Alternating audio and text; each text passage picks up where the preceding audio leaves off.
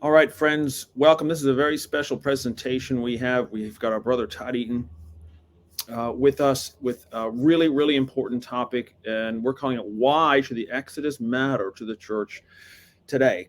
Obviously, if you're a Christian, if you're a believer, if you're a Bible student, you know the Exodus is a huge part of the scriptures, and it's not only in the ancient past, but it's repeatedly referred to throughout the prophets and even alluded to in the New Testament. So, Todd has graciously agreed to give us a really in-depth answer to the real important question: is why does it matter now? Okay, great, it happened. So what?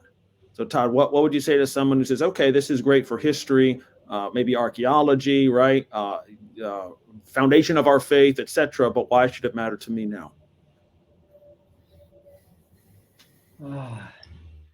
Um, I'm often asked, where is even the proof that there is a God? This happens a lot, where it's like, what God? Which God? How do you know it's God? What is God? This question, and it's really amazing because it's just because we don't have words that are powerful like that. Like the ancient people had the ability to comprehend uh, a word differently than so they could speak less words and have more meaning, and a single word had so much power, and we just don't have that anymore. So we use empty terms and they're so interchangeable, like the modern treasury thesaurus, that we just we don't uh, we don't have that plugged in real value of words anymore. But reality happens, and reality teaches us how to view the words. His word is truth. And so, as truth reveals it, as it comes to pass, and we see that it stands true. And then we go, oh, that's what it meant. But it isn't just that we have to wait for the Big Bang to suddenly confronted with God. And a lot of people are that way, like, I'll deal with it then. I'll deal with it on Judgment Day. Or, I'll believe it when I see it. Well, that's too late. You actually have these things are given so that uh, you would be empowered in time to invest your heartbeats and breaths and steps and the means of your hands into the future. And it wouldn't well, I gathered for what, and it all was vain. Um, the answer that I give them as a proof of God is the one that I found in the petroglyphs. That when people were first referring to God, there was this icon for God. It wasn't I didn't know it as a word. I knew it as a depiction, a drawing. And this drawing in the stone usually seemed to refer to where water was, but it was always this idea of I thought that it's just this circle. It's this it's this it's this circle with a what looks like a cane through it. It's a sphere actually on a tilted axis. But what is this? I just thought, well, the sphere on the tilted axis, it's trying to tell you to take a tilt, and when you do, you find usually a water source is there or something. Okay, something to give thanks to God for or whatever. But as I came to realize what it was trying to depict God as was the Earth on a tilted axis. That this is meant to be. It's what gives man the seasons. It's what gives the the weather. Uh, it is the rhythm of life going around the sun. But there's more to it than that, and it is the moon. And the moon is this maker of the rising and falling of tides and the other rhythm of weather that is water generated, and the wind and the water having this relationship that makes God constantly in the scripture says that it is he who does this. He makes the cloud rise up, and he pours the rain on the earth, and he replenishes the earth with the cleansing water and all this kind of thing. But all this it points at this amazing, what God did when he made the earth. And when he set the sun and the moon in the heavens, and we see at a total solar eclipse, this amazing phenomena that a man standing on the surface of the earth sees the moon and the sun precisely the same size, to the degree that you can actually see the surface of the sun, called the corona, that shows where the solar flares are. And you can on see that, that. I'm sorry to interrupt you real quick. So we're going to get into your presentation, and that's the first image that we've got. Is exactly what you're describing. So feel free to stay on this and proceed through the answers as they come. I just wanted to alert the folks. This is what we're looking at, and this is why. So as you're saying, you see the corona, right? The outside, the flares coming out from the sun as it's covered by the moon. Very fascinating. Yep. It's just phenomenal. That it gets to the point where we actually analyze it and say, oh wow, this phenomena that from the total solar eclipse, not needing special filters to be able to look at the sun, and you could never make out this detail. We have an opportunity, and so people go way out of their way to make these total solar eclipses when they happen on the Earth, because scientifically, you have an amazing chance at understanding the health of the sun, and that becomes really important with our technology, because solar flares can disrupt our magnetism and our electric fields, and satellite communication can be affected, and all this kind of stuff. But the phenomena of this, that a man standing on the surface of the earth can see this perfect overlay, and it has to be just so. You have to be in the totality. You have to be lined up at the size of a human being to get that. And so you see lots of pictures of totality, and rarely do you see it perfectly. There's always some bias, because the overlay has to be just so. But when you do, it is really super good. And so this amazing phenomena, that the moon around the earth sets up the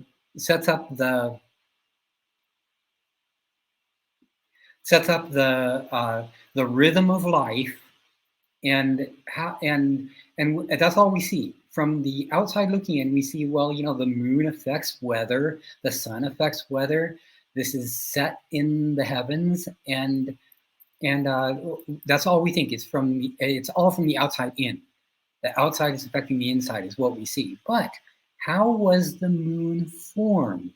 The moon, the same side of the moon faces the earth as it rotates around the earth, and it begs, how could that be? How could the same side of the moon face the earth as it rotates around the earth?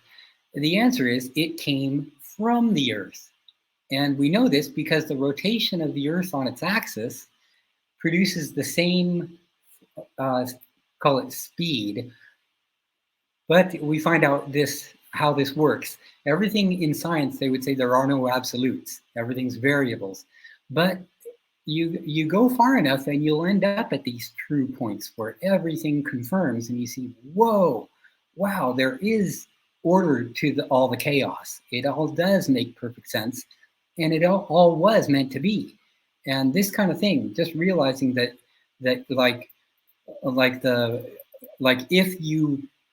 if you could lasso the, I think I get on with this kind of idea. Well, no. The important thing is you realize that Earth has it wasn't made like this is maybe the devil's big hang up, the reason the devil fell, accused God of making a mistake, but the Earth was collided with. In the Bible, it's called laying the foundation where were you when I laid the foundation? This, and the angels sang together. You know, this amazing phenomena of the earth having an iron core, and this movement within the earth of this iron core is a magnetic generator. It gives the magnetosphere to the earth, that is the atmosphere, and this is what you read in Genesis, is basically the atmosphere, the importance of the atmosphere, that water and all this heat and all this mass makes an atmosphere happen that is what we breathe. This impact formed the moon. It was a trade-off. The iron core going into the earth splashed off the amount of what the moon is. But this had to be guided, and that is the phenomena of this otherwise cataclysmic event.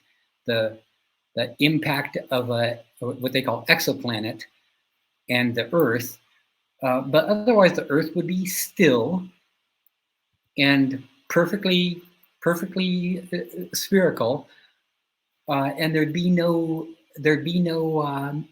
rhythm, no engine to the whole thing. It would not have all this stuff that makes the life that we've known, and it's a proof of God.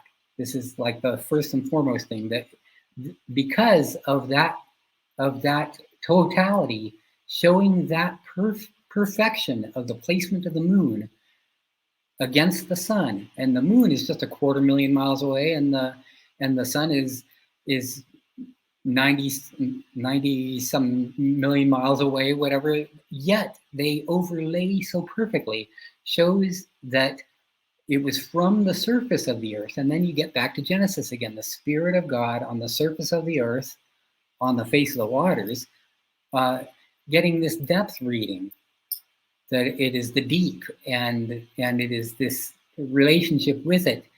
And then it is at this Job thing suddenly matters, that you know, this where were you when I laid the foundations of the earth, and the measures thereof, and laying the cornerstone thereof, and this is just amazing stuff. If you could lasso the moon, you could bring it back in for a landing on the earth. But as you do it, it would be like a ballerina when she spins, that she would get faster and faster, and the moon is like let out. Like, if you can imagine spinning like that and putting your arms out, you slow down, and as you bring your arms in, you speed up. It's that cyclical, rotational, amazing thing. But this I find to be just the most fascinating thing, and I tell this to everyone, that, you know, it took having in the first sense, the size of a man down, which sets the population limits, and, you know, how much time is available with the resources of the earth. But more than just that, he had to have an eye. And so it is, like he says in the Bible, he who formed the eye, does he not see? Or he who made the ear, does he not hear? And you see this in this phenomena, that from our point of view, there is microscopic and there is macroscopic, and we are caught in this perfect zone.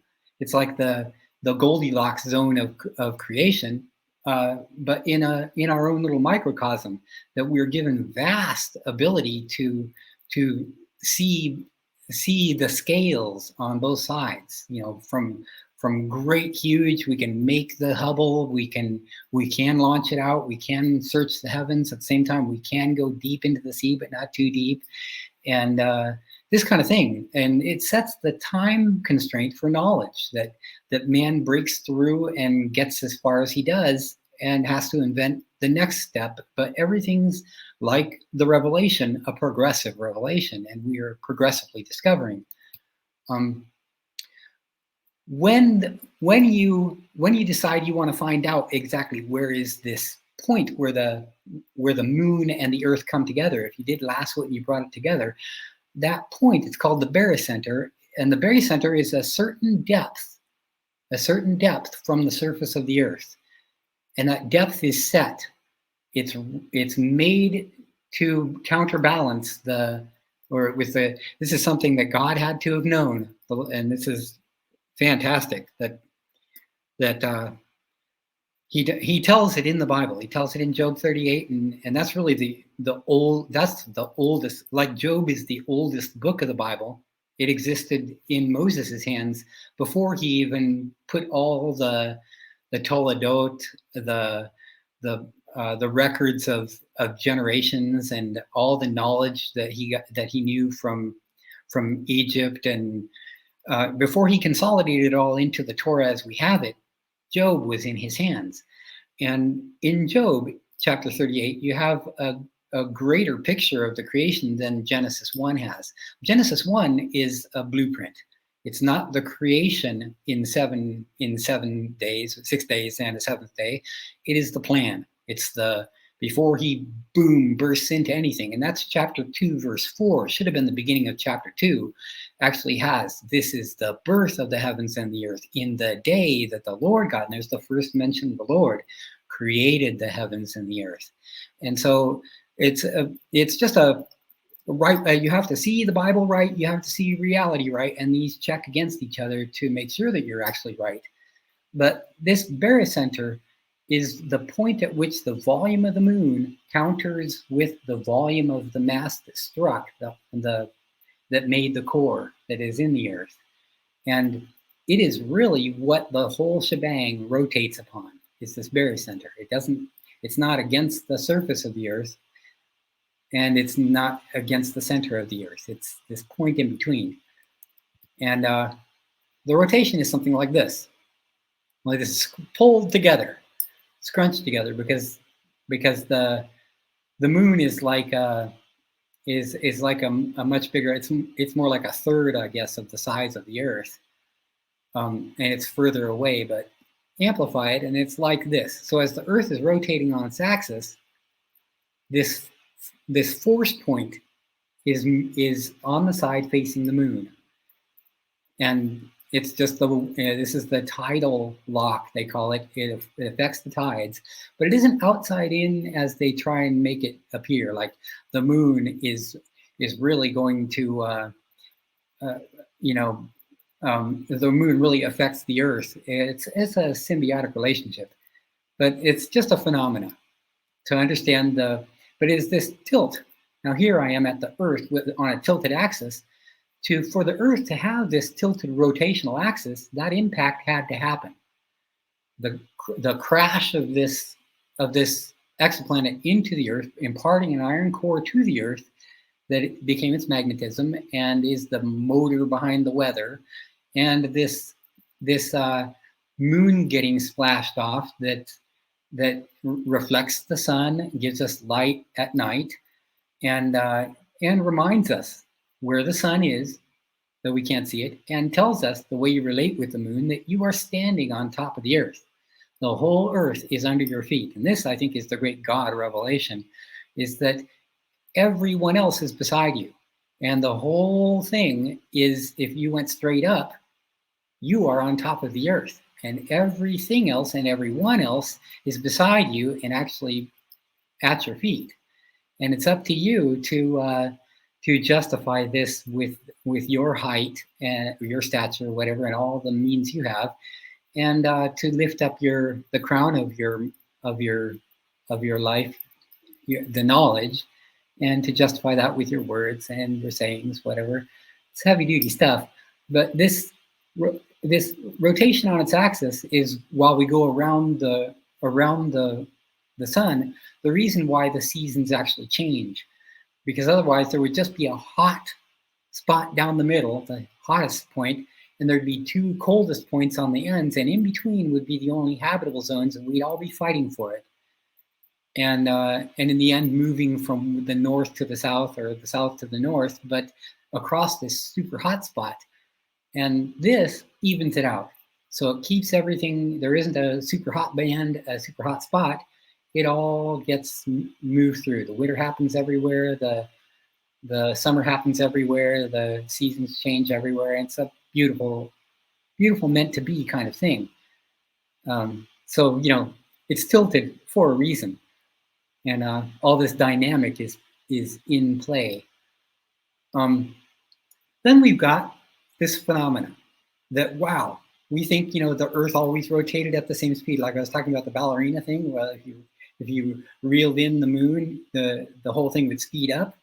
And this is not fit in here well, and I'm really sorry about that, because it gave a figure of when a day on Earth was 5 hours, so many billion years ago, versus today. Let me see if the next one will show it. Well, this just shows that the moon is going away from the Earth at 1.5 inches per year.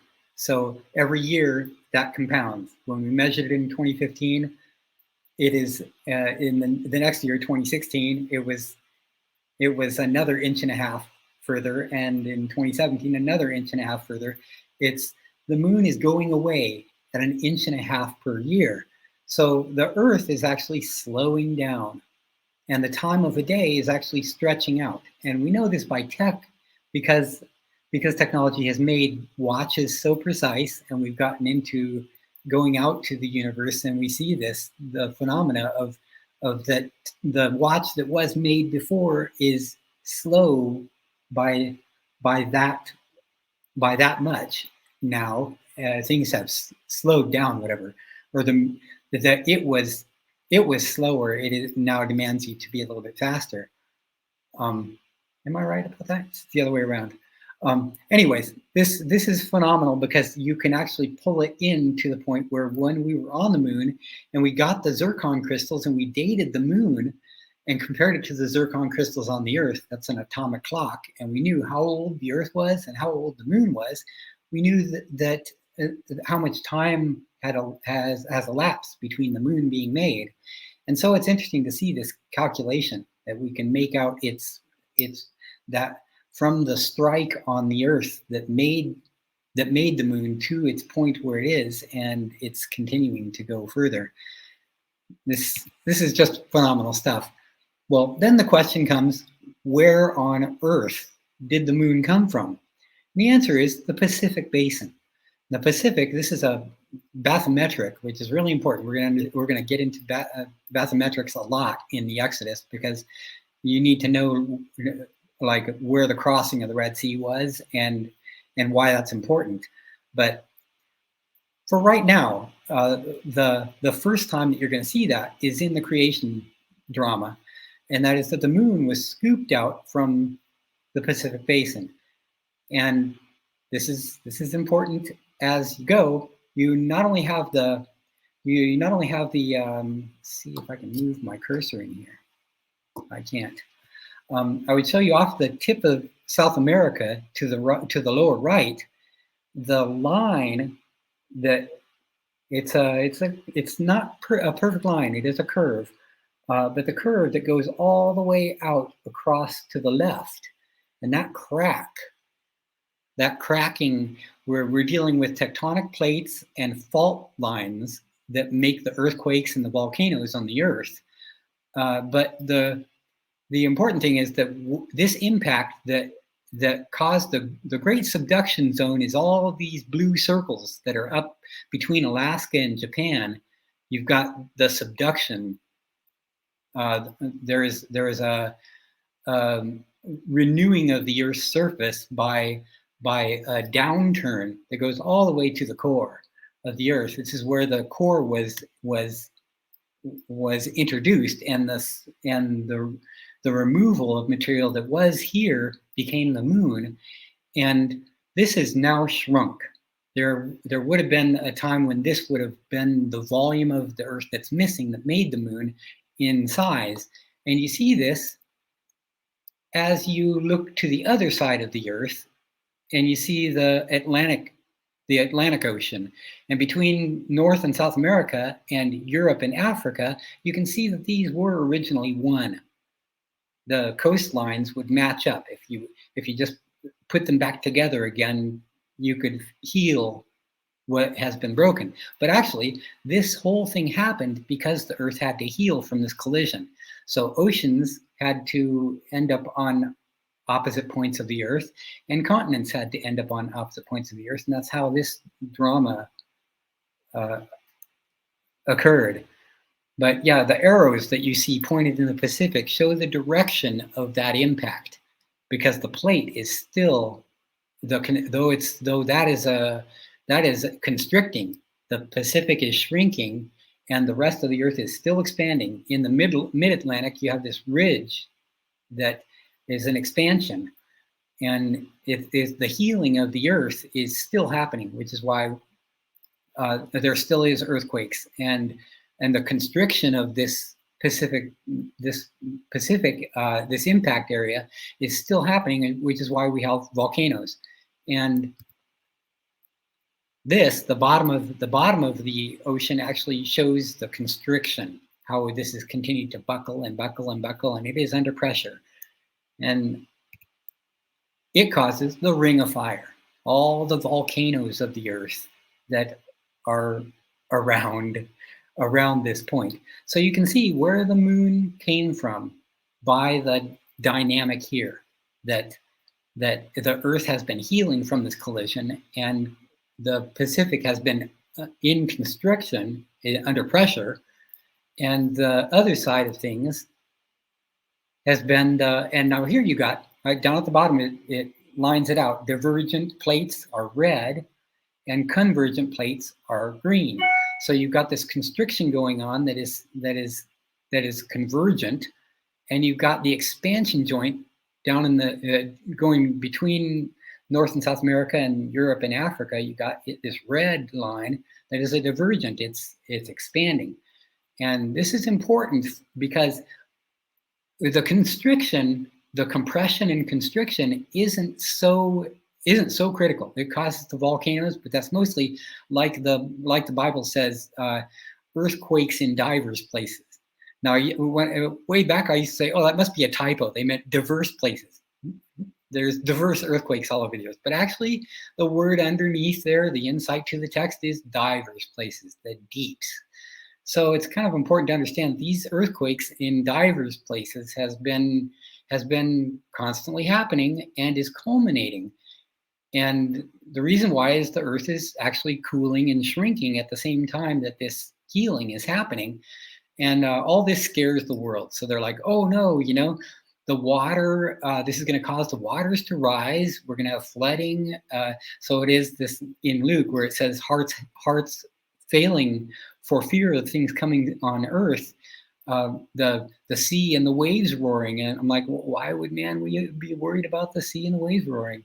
But the powers of the heavens are happening, and this is the reason why this is really important stuff.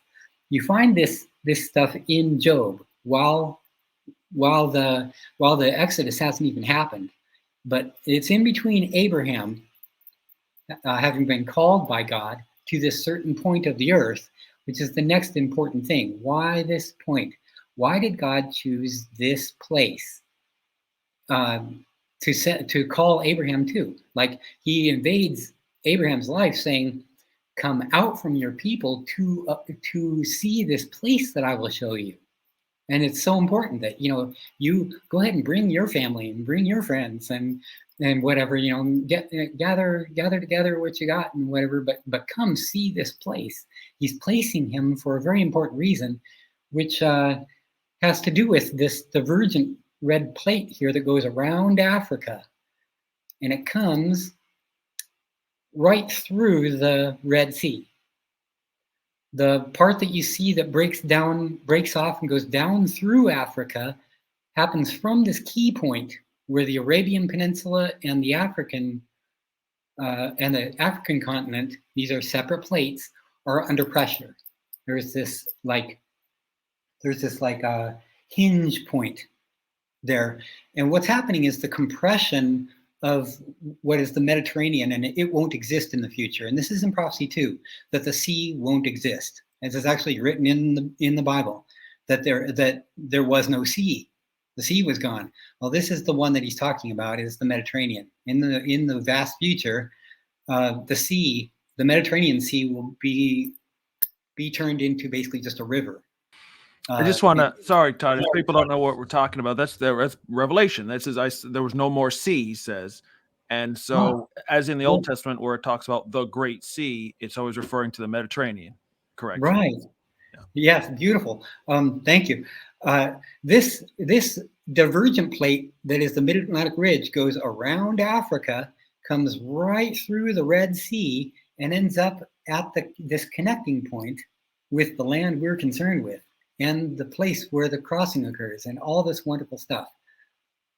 This is just a good picture of how dramatic that is. That you can see the expansion joints, the Mid-Atlantic Ridge, and the other expansion on the other side, compared to the constrictions, the subduction zones that are just black lines, and it shows that how big the Pacific was, where the moon was carved away, and how that had to shrink down by expansion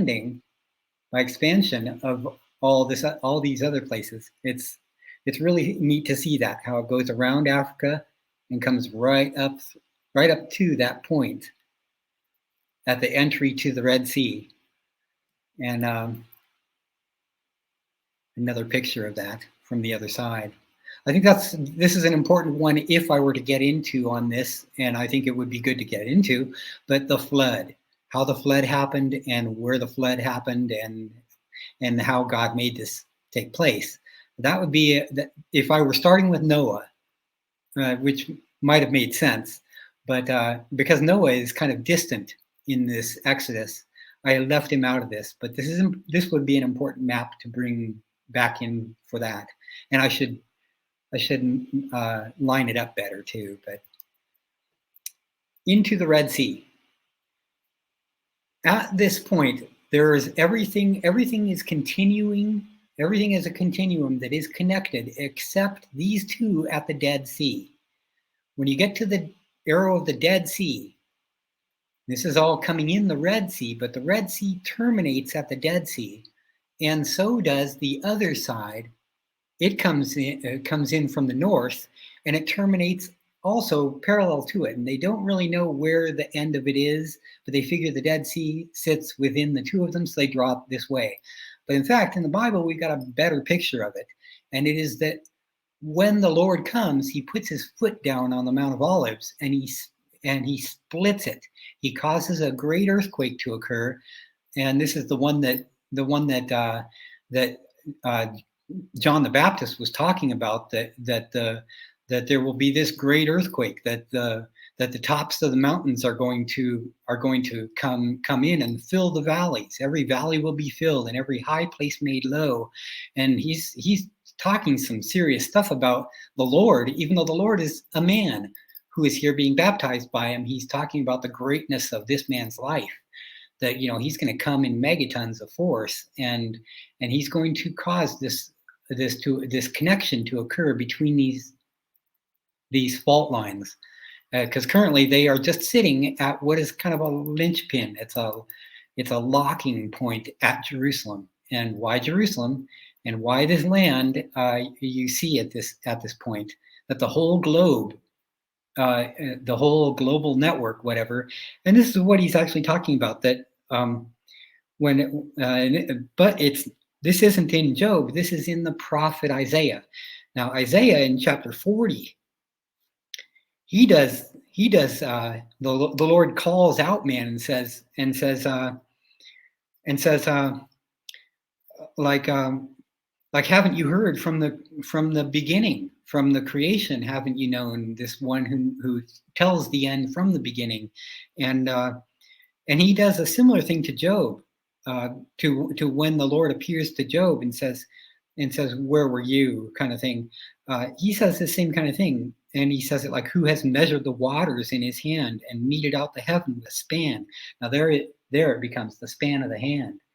And this, meeting out the heavens with a span, then you understand how the calendar works. Between, if you extend your arm at arm's length, a span at arm's length is the distance that from the equinox to a solstice is a span of the hand. And that happens for both summer, from equinox to summer solstice, as well as the opposite direction when the whole sun goes south for winter. Another span of the hand that it proceeds from the fall equinox to the winter solstice, and this is the Lord standing on the earth with his arm extended, measuring with his span when he set the rotation of the earth on its axis with that same collision. It's just amazing stuff the Bible has. Each point made, but it comes down to this point right here where he puts his foot down and he connects them. And all this stuff, the compression that made the Lebanon range of mountains, and using the Arabian plate, and this transit fault waits under compression for this event to occur. All these fault lines are building up the pressure still for when it gets released. And when that releases, that transfer happens, it's a huge slip fault. Everything slides, moves in a huge way. This will be the great place to be if you're into surfing and skateboarding or recklessness, whatever. It's going to be the time. Then this feeds into the Exodus story at this point, where it's like, well, how did the waters get parted? And for this, there is actually a whole site about this, the history of tsunamis in the Red Sea, and it focuses on this one rather than the other one, because the other one shows a greater history. There's been much more. It's almost as if this side, the side that was crossed, was a virgin, like it took an event to make the Red Sea open to the Gulf of Aqaba or Gulf of Alat, whatever, to connect it to the greater Red Sea.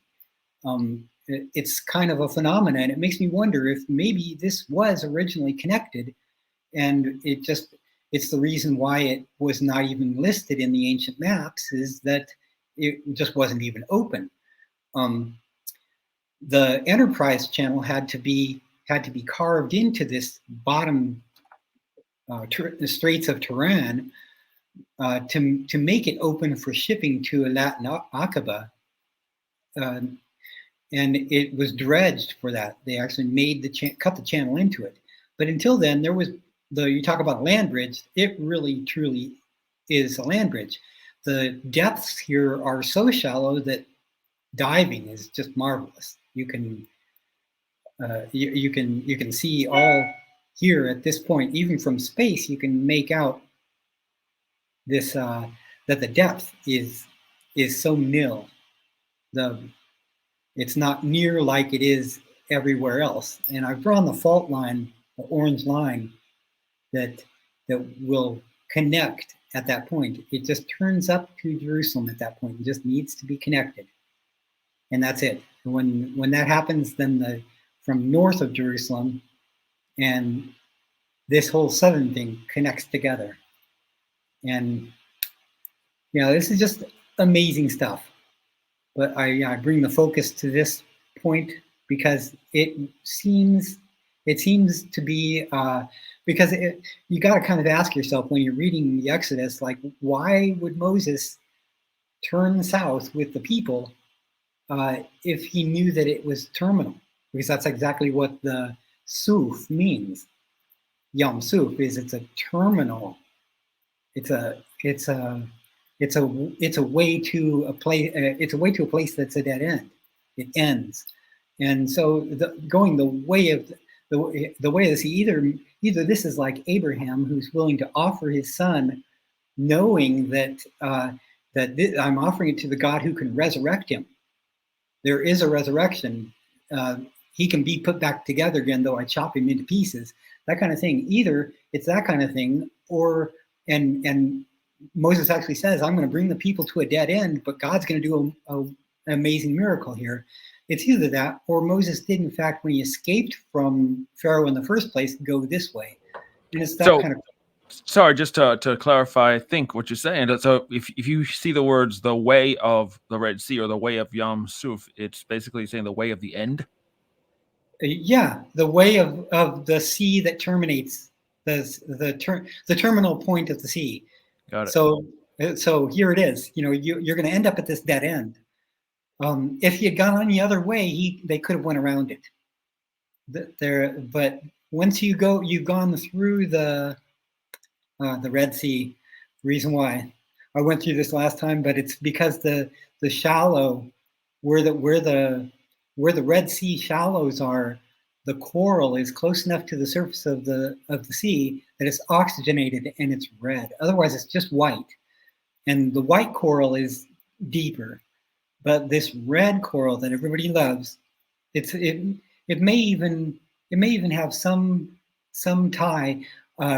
There's the highest mountain here in Jordan where I'm at is Umadami, they call it. It is Mount Paran in the Bible.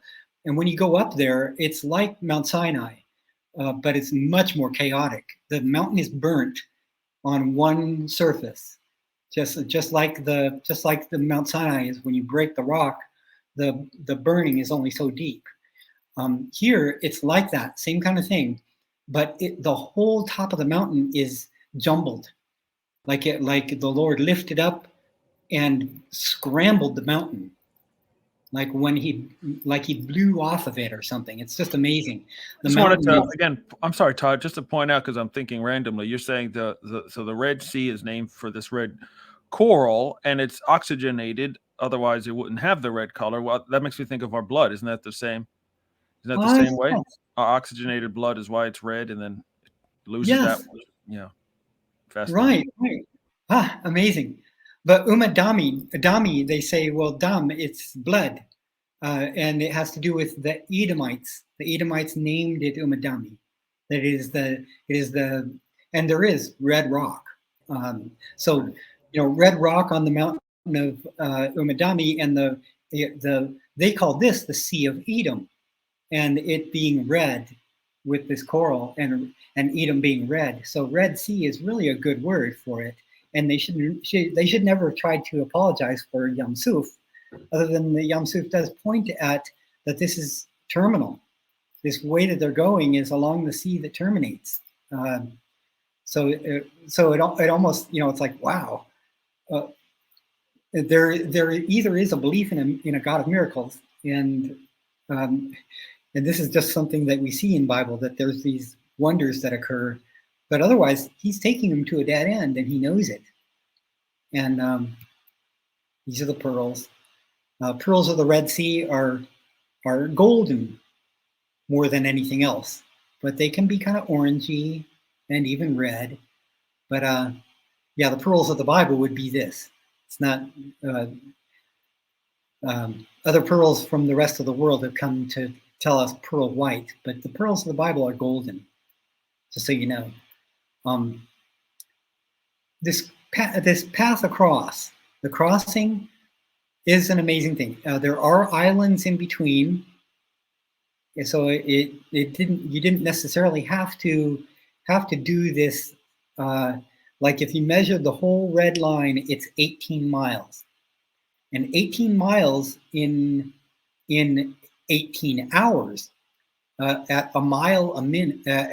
A mile per hour. To have 18 hours from 3 p.m. in the when it says that Pharaoh showed up with his army, from the time that they go running off into this at 3 p.m. to the 9 o'clock in the morning, they're at the other side, the rising of the sun above the mountains, hitting this desert.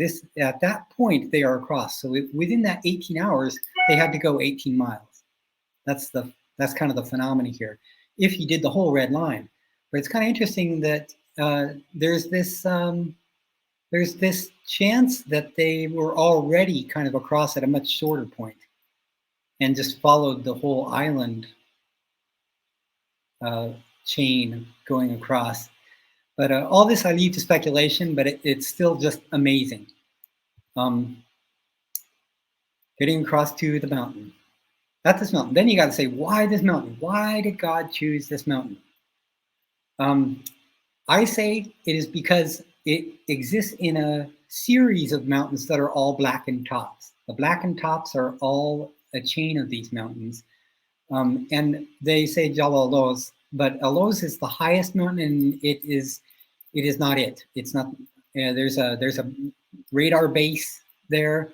It's not a blackened mountain, but within the Aloz mountains is this Makla set of mountains, Makla 1 and 2, and it is the mountain as we know it. But it exists within a whole series of blackened peaks, and I say that it is because he is the God who hides. He always wants, on the one hand, he's going to give you ample proof. He's going to give you the story and all the narration, and you can follow it, and you can see this is evidently true because of the things that he said and the things that we see. Versus if you won't read the narration and you're just plain taking somebody's word for it. And along those lines, I have to say, well, why didn't they ever say about Catherine, about Jebel Katrina or whatever, the mountain in Sinai, because there is no brook that descends out of the top of it. And it says that he brought the people to stand, all the people, this is like 1 million people, to stand at the base of the mountain. They came before the mountain, and Moses introduced them to God. And that's a phenomenal thing. But there is no such a plain before that. You have to sit there at Jebel Katrina and say, where were the people? Where could the people have approached the mountain? They must have been way out there. You know, it's this thing. It's this phenomena that you have. It's like, well, the mountain didn't burn. There isn't a brook. There is no altar. There is no pillars. There is no, all these things. Well, this is what occurs here at this mountain. And for that reason, it's the plausible deniability. They could say, oh, well, these are blackened mountains anyways. You know, it's volcanic in nature. This is what is the basalt stone? It's basalt stone. So it's volcanic, and this is the chosen material for writing covenants in ancient time, anyways. That the ancients used. They preferred the basalt for inscriptions over anything else. Marble is the second choice, but marble is not so tough as the volcanic stone. The volcanic it can take a lot more abuse and not so readily scratch and everything else. So then he ends up putting it in an ark. When he takes those black stones down and he sees the golden calf and he shatters them, then he's commanded by God, well, you go make two tablets now, just like the first ones, you know, and he would have known the thickness and the length and the width because he handled them. So he's got to now make them again from this quarry. Now here's the marvel of the story. This mountain, and only this mountain, only Makla, of all the mountains anywhere, has marble. And it is pure white. It is the most beautiful marble I've ever seen. And it's gleaming, glitterous, shiny. It's just awesome, pure white. And I've got some pieces of that. It's the marble is the marvel. It's the marvel, yes. Okay. He got that marble and hewed it, and we find that quarry. And that's what those pillars are made of, and everything else. That white marble becomes everything. So the stones that are in the ark, if and when we ever find it or whatever, if it's ever seen, would be pure white marble stones. And the pieces that we find at the base of where the golden calf was beaten and ground down, he did it with the stones. He actually dashed the stones and then used the stones to break down this. It's like, well, fine, you know, this covenant from the real God is going to destroy your false God, basically. But we find all those pieces at the base of that calf altar, pieces of that black rock. And I only found one corner. one corner that showed all that was enough to show the thickness. It was my concern. It was like there's lots of pieces with straight edges, but I found only one corner to be able to know the thickness of the tablet. And I really wanted to know that, how thick were the tablets? Because in recreating it, that's the important dimension. It tells you how big the script was. Now, from this point, I've got to actually like do this exit here. I don't even know how to do it. Actually, I'm just going to go ahead and do this.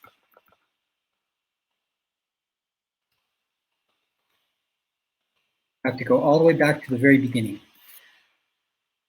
To the beginning.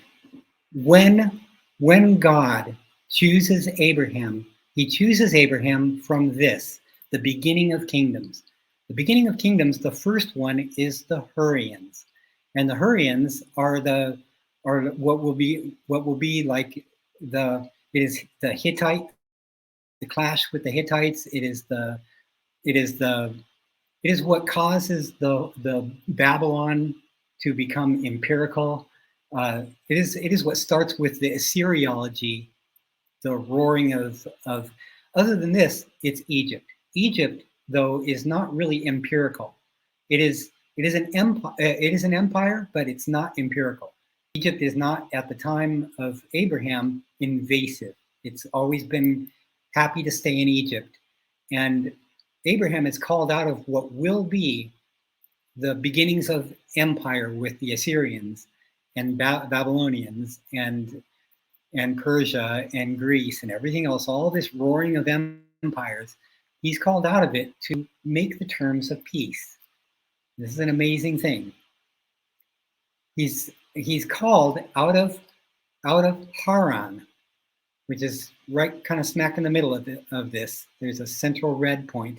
That Haran is where he's called from, and it's just to the south of Urfa. And Urfa is where the traditional birthplace, according to all the people who actually live here.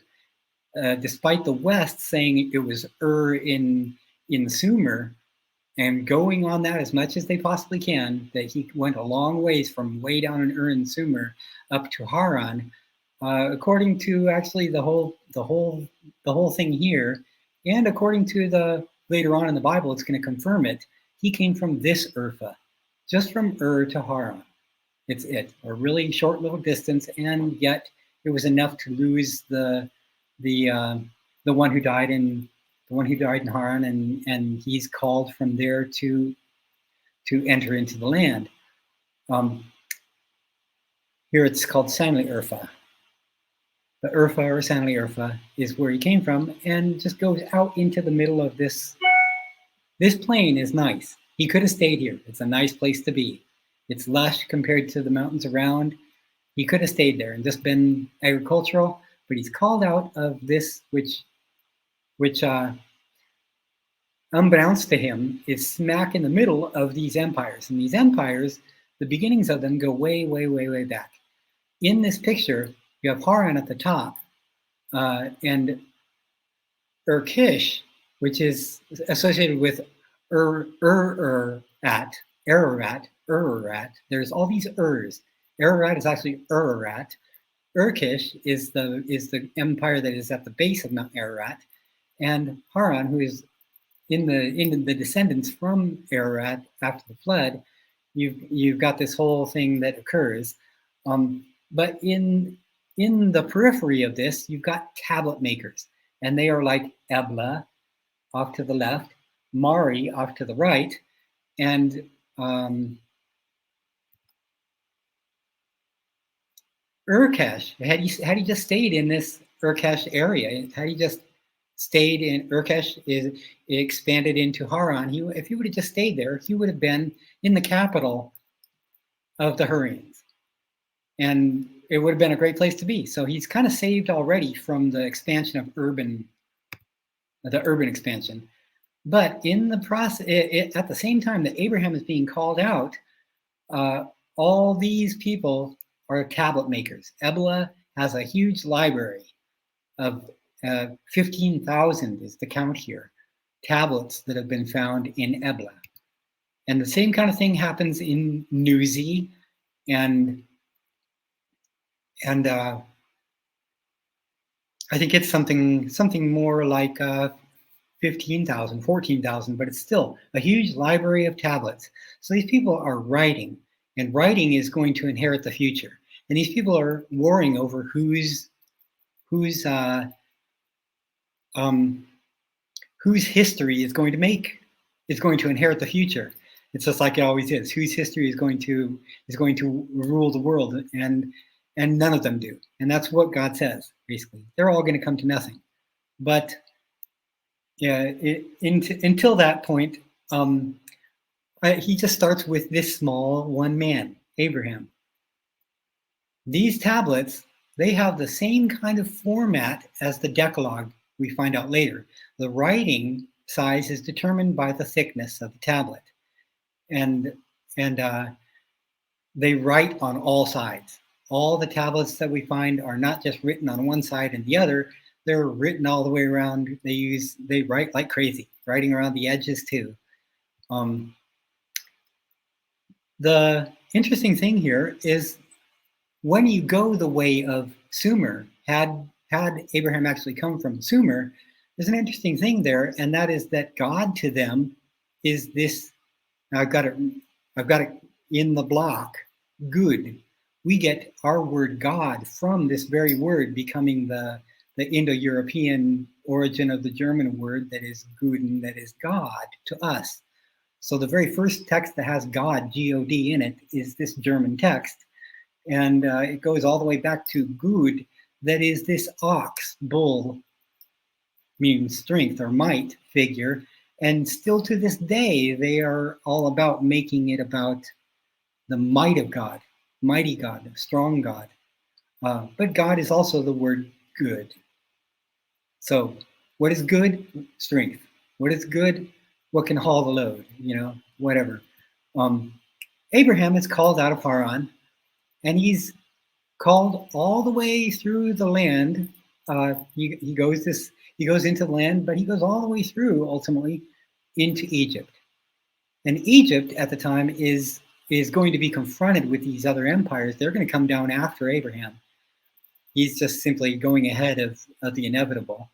And this is just what God does, sends him the way that the concourse is going to go, and into Egypt. And it is in Egypt where continually he goes to Egypt, and his son is told not to go to Egypt. His son is kept out of Egypt, but he just stays right on the border. But his grandchildren, come Jacob having actually great-grandchildren, but his grandson, Jacob, would have 12 sons, and one of them would be betrayed as a child into Egypt. And because of this, all of them end up coming into Egypt, and it all matters. But first, Abraham is coming through this land, and it is the promised land. The promise being that wherever you go in your life, you're inheriting it. Wherever your foot travels, you own it. Remember, you stand on top of the earth, and it's all under your feet. And whatever you see, and he says this to Abraham, lift up your eyes and look and see from where you stand, to the north, to the south, to the east, to the west, all this land I give you. So it is where you're going, and what you're experiencing is your heaven. You got to kind of understand that this you're gonna be sharing. Your heritage is this. He's giving you all everywhere you go, and all that passes through your hands is your experience, and you're passing it on. And this is what Abraham does. He does an amazing job. He's challenged to count the stars. When he counts the stars, he makes shapes. And the shapes of these, when he connects them all together and says, I counted these stars, as they go, all these shapes become the alphabet. Abraham is the inventor of the alphabet. And because of this, he is the inheritor of all nations. He is the father, the source. He is the resource, if you will, of all nations. We all have the alphabet that we put our fingers to on the keypad that gives us to communicate between multiple languages. Now every language has come to the alphabet and is using it globally. It's the big deal. And it proves to be the big deal from the time of Abraham. Abraham goes into Egypt, leaves the first witnesses of this alphabet, and preserves it in his progeny. And both sons that go both directions have the same proto-alphabet. And it's petroglyphed in the rocks, and it's by that we can mediate the languages that are most crucial. When it comes right down to it, is Hebrew that has perfect definition preserved in all this literature, and Arabic that is preserved in the application. It understands like Greek, the dynamic of application.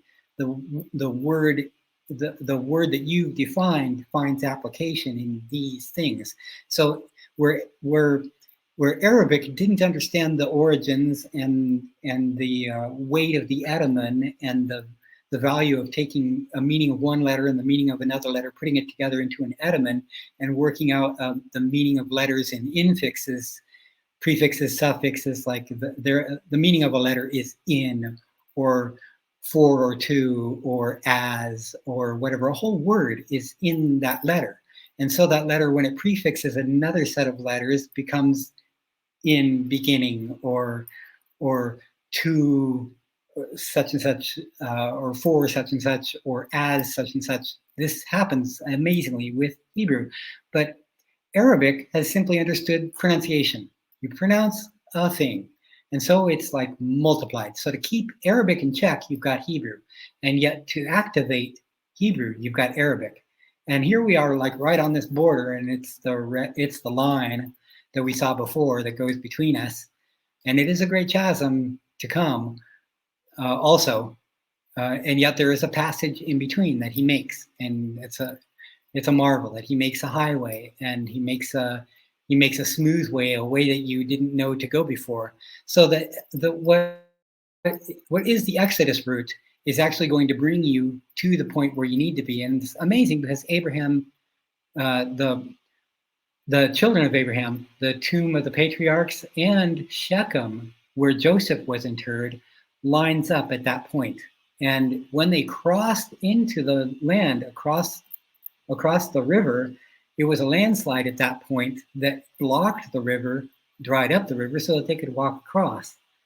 And that's kind of a phenomenon, how they went across on dry land into the Exodus, and then went across on rocks they had to place, but the river had been circumvented upstream to allow them to cross across the Jordan. It's a phenomena. Bible keeps on repeating itself. Everything that was is a microcosm for what will be, and it just keeps on growing. But just like the meaning back then launched out over a global thing, and it is global in its meaning now, it will also converge again to the land. It comes oblong like a football.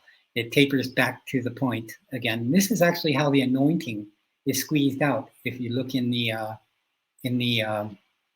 Egyptian, when they are making anointing, they put it in these big squeeze things that turn sticks, and they rotate around the mouth of the jar that the anointing is going into.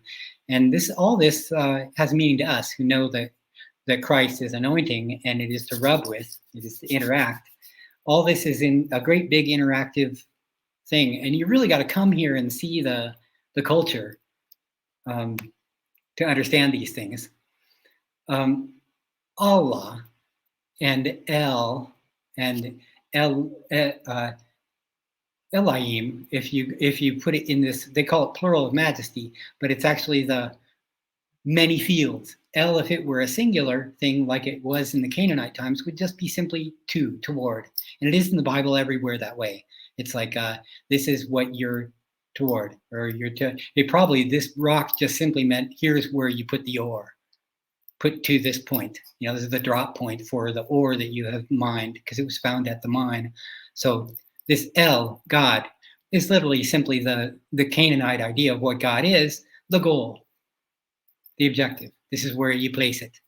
And it has that meaning in the Bible too. It is the objective, but it is Elohim because it is the objective of all things. Every field, every we would say science, but it's like the idea we say of gods: the fire god, the water god, the weather god, the mountain god, the storm god, whatever. All these things are toward one ultimatum. It is all directed of, by, and for to this unity. It is one God, and yet there is no way. So, like in Bible, you never see God singular. It is your own God. That's the only time that you have the single form is when it has your suffix, my God, or your God. Then it doesn't have the plural ending, because my God is singular and your God is singular. It's according to your goal, your objective, what you're after. But the biblical word Elohim is always the multiplicity. It involves everything. Every single thing of all that is by God and for God. And this is important to realize, that the only way we can relate with God singularly is the Lord. And the Lord is the one. Only he is. The Lord is one. He only has this he. Wherever the he is for God, it is him. Wherever, it is this amazing thing where with him it all is unified. It comes down to he has a face. He has a body. He has hands that we can hold. We can hug him. We can relate with him, see his expression. It's like you're not just looking at space then as the unapproachable. You're seeing the spacesuit. With him, we have a suit that fits, that we can relate with God because we have a human shape. And we have this sphere that can relate with us, with cold or hot or thirsty or hungry or whatever. Oh, thank you. When Moses came, or not Moses, when Abraham came, he came from a place where these exist, rams. And rams are all over. They are the glyphs in the mountains where Abraham came from. He was very aware of this ram.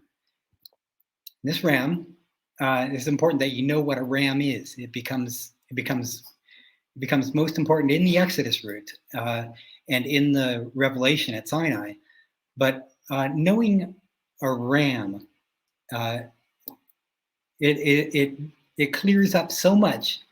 I think I'm just going to move on, just so you see that this is the type of ram that Abraham knew in his home up north, and is glyphed there. They always have that kind of.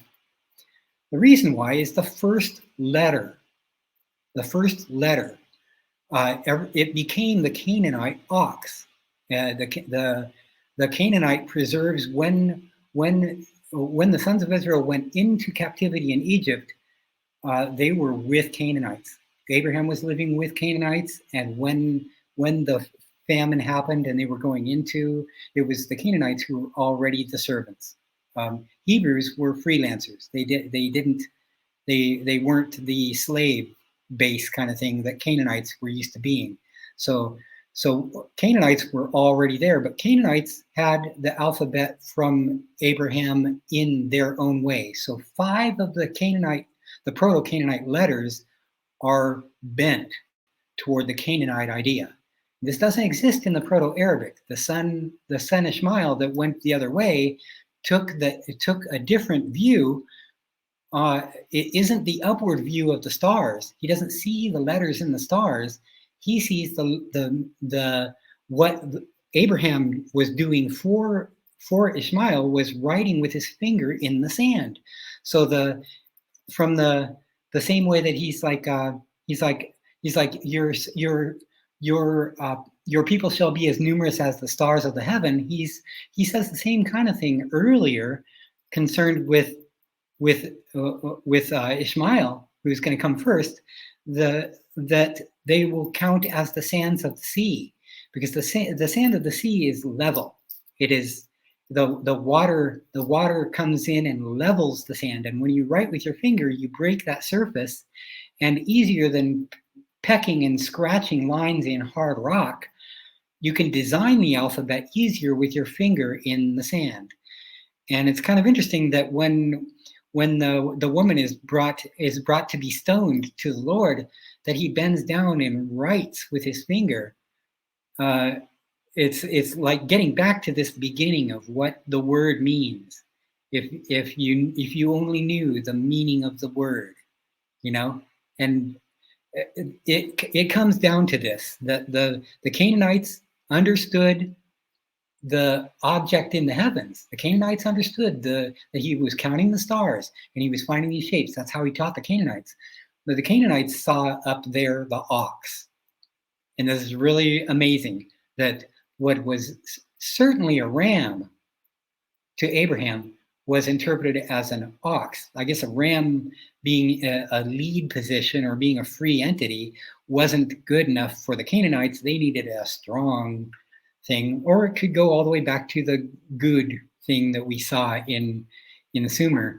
But anyways, this phenomena of the difference between Hebrew and Canaanite, this distinction happens because of that ram. And it is a ram that is caught in a thicket by its horn. And it is a ram's horn that becomes the shofar. It's all very important that you understand the ram and why it is a ram. The first letter, called Aleph today, which is actually 1,000, not ox, but it is the idea of great, a great number. The pronunciation of it has been something that baffles everybody. What is the default pronunciation of the Aleph? Because that will become the sound that you make. And I say ah, like alpha and omega, like apple. Just go ahead and say ah. You know what is ah, but don't ever say ah, because that's another letter. It's the omicron, or the ayin is the ah. So this isn't an ayil, it's an ayil. And an ayil is an important thing that you know it is this. It is the glottal stop. It's when you get bumped. It is in Arabic I, a, or and it can be any of those. And so you'll hear those words like in the call to prayer or in the prayer that have all those sounds for this one letter, and yet there is this problem that they also bleed it with the just like modern Hebrew does. So a Jew will say Aleph, and they will say Allah, even though it should be technically I, or and never ah. But anyways, this kind of stuff is what you learn as you get into this. The more and more you know. The alphabet, as we would say, was invented in Egypt. We find the earliest writing there, and we stem it, we connect it with Egyptian, but it isn't. Actually, the word for the character in Egyptian is not the same letter or sound as the letter that we associate with it. So it really is not true. It is Abraham counting the stars, who went to Abraham or went to Egypt, and his progeny went to Egypt, that causes these glyphs to be found there. And it's part of the testimony to the time that was served in Egypt until the Exodus. The letters were preserved, those proto-letters were preserved only in the breastplate of the high priest. And this is a calendar. It is the stars of the heavens as they go through the course of the year, is the alphabetical order. So as the earth goes around the sun, it's not perfectly circular, whatever. So it accelerates and goes through, even though these letters are the same size in the heavens, the month that you see the letter in the heavens at nighttime, the night sky is pointing out to that part of the rotation around the sun. You see that letter. It becomes more condensed towards the end. The initial ones are slow, so you have one letter per spring month, and it starts with the spring equinox, late March. So I would say April, May, June is spring. The primaries at the top, and then April, May, June, July, August, September. It is interesting at this point, though, that you see that it happens in March, and it was just a long time before the Romans got around to realizing how to